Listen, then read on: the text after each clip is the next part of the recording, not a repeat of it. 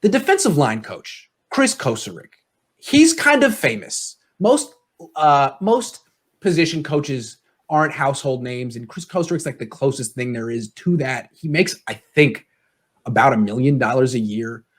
He had some really good players. I mean, he had Nick Bosa, D Ford back in Detroit. He had Ndamukong Suh, a lot of guys. Now we're going to see what he's worth, because now he's got to get Ziggy Ansah, Dion Jordan, all kind of guys ready to contribute. Do you think that Kris Kocurek is worth the money the 49ers pay him, or is he overrated? I think he's worth the money that he's being paid right now. But again, like how we talked about it before we went live with the broadcast, something you brought up, Grant, how is he going to recover without having Nick Bosa? And it's hard to – he has a star-studded lineup, a star-studded defensive line, so it's really hard to evaluate his coaching ability when you have to give all the players as much credit as they deserve. But looking at guys like Kerry Hyder, who since being reunited with Kris Kocurek, Kerry Hyder looks like a stud. He looks like a great addition through the first 2 weeks, and that's why I'm excited about the Ziggy Ansah signing, because I'm excited to see if Kocurek and Ansah being reunited have the same effect as Hyder and Kocurek. So I believe he deserves the credit and praise that he's getting, but he's really being pushed and tested right now without having Nick Bosa. So we'll see how he responds to that over the course of the remainder of the season. And it might be a better time to gauge his true performance as a defensive line coach after 14 games without Nick Bosa. Okay. Yeah, I think Kerry Hyder is a good point. And then also, Grant, you were talking yesterday about Kevin Givens being really good last week so far this season also. And then just going off of Eric Armstead, what he was before Kocurek, I think everyone can agree he's been a lot better since he's been brought in. And I don't know necessarily he was brought in to improve Nick Bosa. I think Nick Bosa had the athletic talent to be as good as he was last year, but to get those role players and even just the Armsteads, the mid-level to the next level guys, he's done a great job at that with San Francisco. Yeah, I'm going to go ahead and I don't think he's overrated. I think they should be paying him the $1 million, because I'm going to name off names that blew up from last year and then a couple games this year.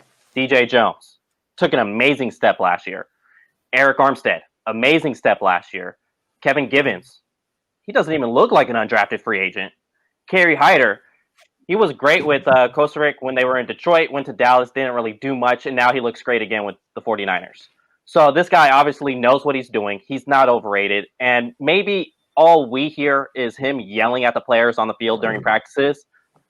But in between the walls in the meetings, he could be coaching it up in a completely different way that we don't get to hear.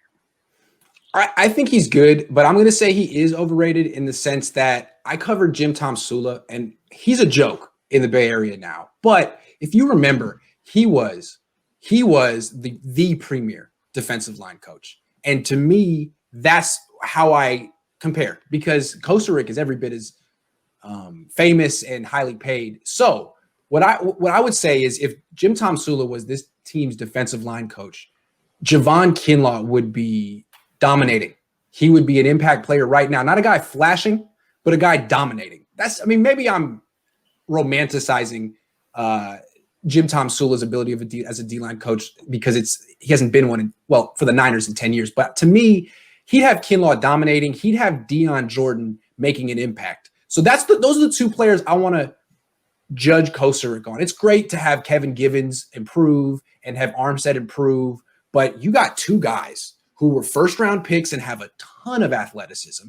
Let's see what you got, because that's like just moldable clay that, to me, a premier D-line coach who's worth $1 million a year, Jim Tomsula, would do something with. So the highest bar, because you're making that money. Let's see you do something with those two guys. And so far, so good with Kinlaw, but he needs to make a bigger impact, and I put that on Kocurek. Okay. Chris? Just to rebuttal that a little bit, it's like comparing every OC to Kyle Shanahan.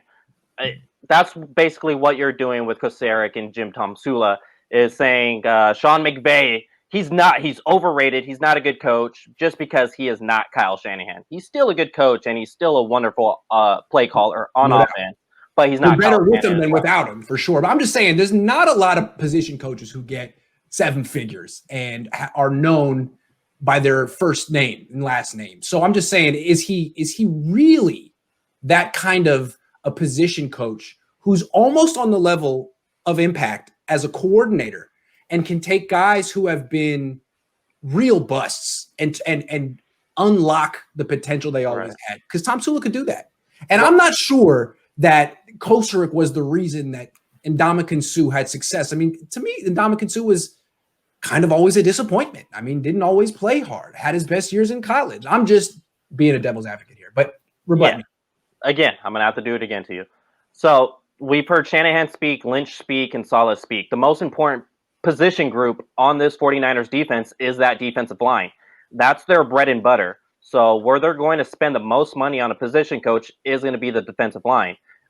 Whether it's $1 million, $2 million, $3 million, if it's not in your eyes, Jim Tomsula, of course, you're going to consider that guy being overpaid, just like any OC that's not Kyle Shanahan.